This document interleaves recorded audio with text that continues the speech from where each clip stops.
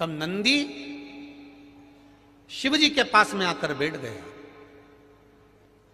एक लोटा जल आज नंदी ने देवाधिदेव महादेव के चरणार बिंदु को समर्पित किया। भगवान शिव के चरणों को समर्पित करा।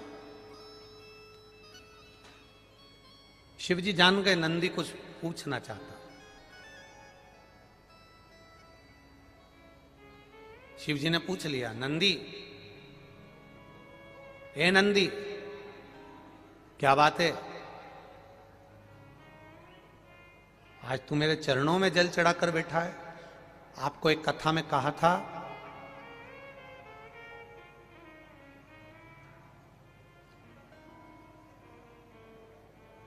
कभी ये शिवलिंग है, ये गोल जलाधारी है, ये सामने चरण है। करें दर्शन सबने। ये दो सामने जो चरण है, इसके बीच में सुख सुंदरी है। कभी कभी विशेष कोई अवसर आए,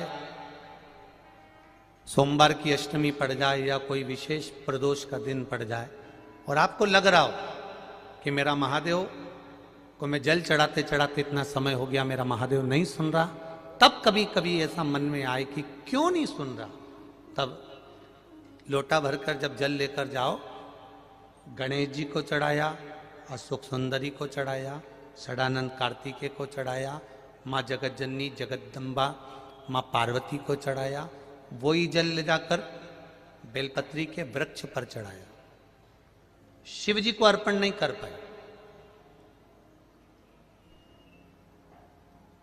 और सरल भाषा में समझ लो इसको, किसी किसी माता को आपने देखा होगा, किसी किसी व्यक्ति को आपने देखा होगा कि वो शिव मंदिर में जाता है, शिव जी को भले जल नहीं चढ़ाता है, पर शंकर भगवान के मंदिर में जाकर इतनी सफाई कर देता है, जहां शंकर भगवान का कहीं बेलपत्र वगैरह पड़ा हुआ है उसको उठाएगा, बीनेगा, फिर यहाँ से धोएगा, श्रृंगार करेगा, यहाँ से साफ करेगा, साफ करके जो पानी जा रहा है वहाँ साफ करेगा, साफ करके एकदम क्लीन करके फिर शंकर भगवान को पोंछ कर स्नान कराकर जल चढ़ाकर फिर उनका श्रृंगार करता रहता है। कभी कभी आपके साथ में भी ऐसा हुआ होगा, आपने भी करा होगा, ऐसा नहीं कि नहीं करा। कभी कभी सब दूर सफाई के बाद शिवलिंग की सफाई करना भूल गया या शंकर जी के शिवलिंग पर जल चढ़ाना भूल गया, जल चढ़ाकर आ गया। अब आ तो गया, पर चिंता देवाधिदेव महादेव को लग गई। मेरा था, भक्त था, उपास करता था, शिवरात्रि का व्रत करता था, पशुपति व्रत करता था, सोमवार सावन के करता था, 16 सोमवार करता था, पर आज इसको ना जाने क्या हो गया कि ये मेरे ऊपर जल ना चढ़ाकर सब दूर जल चढ़ाकर चले गया।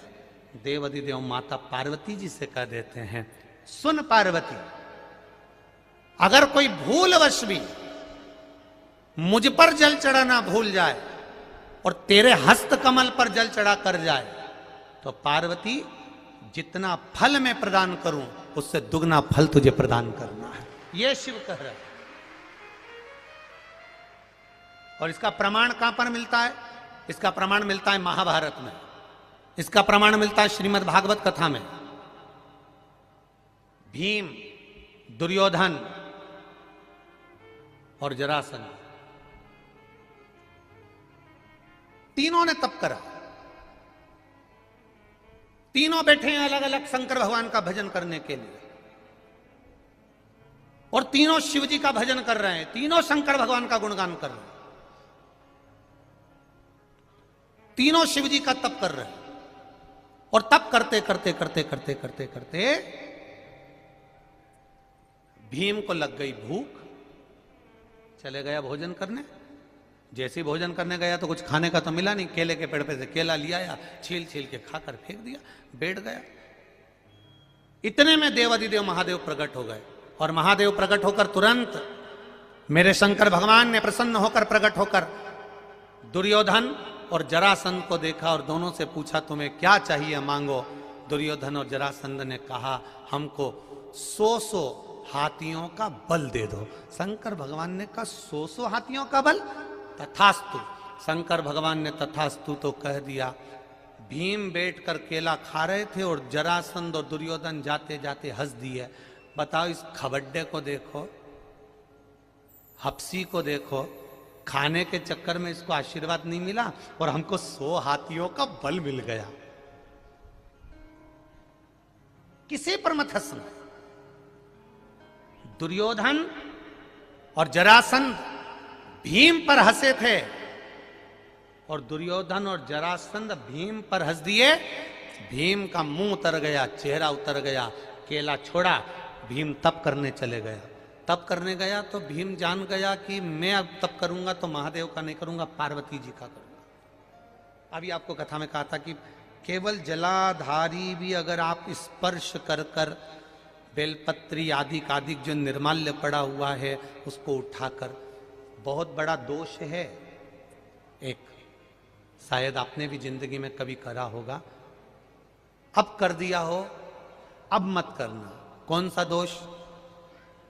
जैसे ये शिवलिंग, ये जलाधारी, ये मट्टी का दिया जलता हुआ, लोग भगवान को दिखा के, जो ये जलाधारी होती है ना, इसकी जो किनोर होती है ना, कई लोग उस दिए को इस किनोर पे रख देते हैं। कई लोग नारियल को, श्रीफल को इस हस्त कमल पे जहां शिवलिंग रखा हुआ है यहां रख देते हैं। ये दोष है, ये शिव महापुराण का दोष है।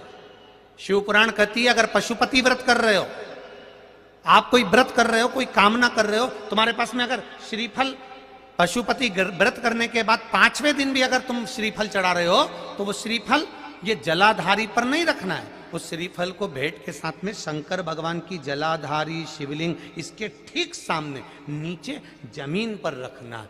उसका फल ये होता है कि तुमने जो पशुपति व्रत करा, शंकर भगवान ने उसको स्वीकार कर लिया और वर प्रदान कर दिया। पर कई लोग इसमें ऐसे बैठे होंगे जिन्होंने वो श्रीफल 11 रुपया भेंट, वो जो जलाधारी है जिस पे शिवलिंग रखा उसी पे रखा। हम तो शंकर जी को देंगे, हम तो शंकर जी।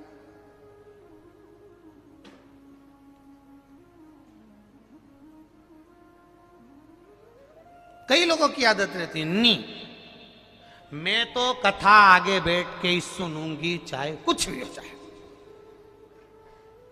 अब वो भले झगड़े लड़े पर बैठना आगे।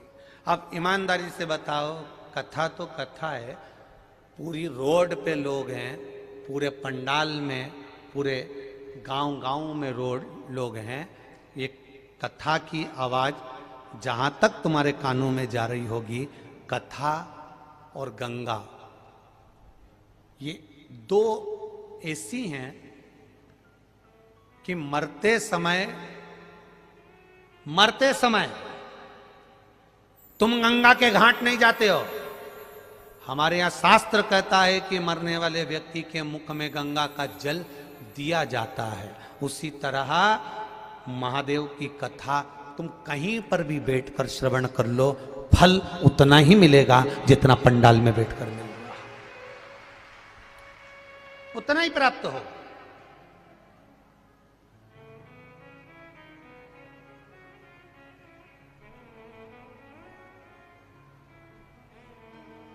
फल उतना ही प्राप्त होगा जितना आप पंडाल में बैठकर श्रवण कर रहे हो, चाहे आस्था चैनल पर बैठकर कथा श्रवण कर रहे हो, चाहे फेसबुक यूट्यूब पर कथा श्रवण कर रहे हो, फल उतना ही प्राप्त होगा।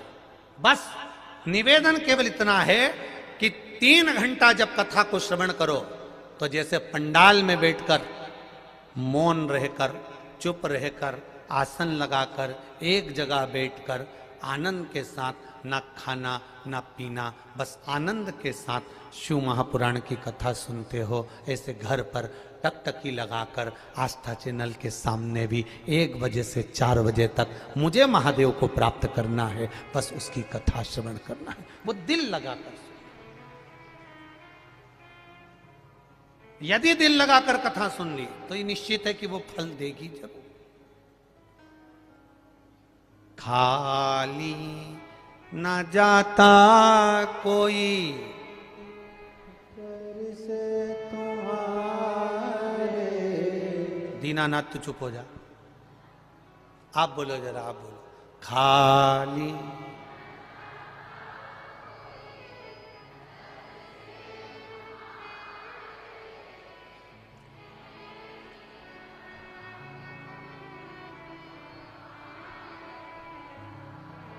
कितने जोरदार वक्ता हो गए तुम सब, एक एक लाइन याद है, फिर से बोलो।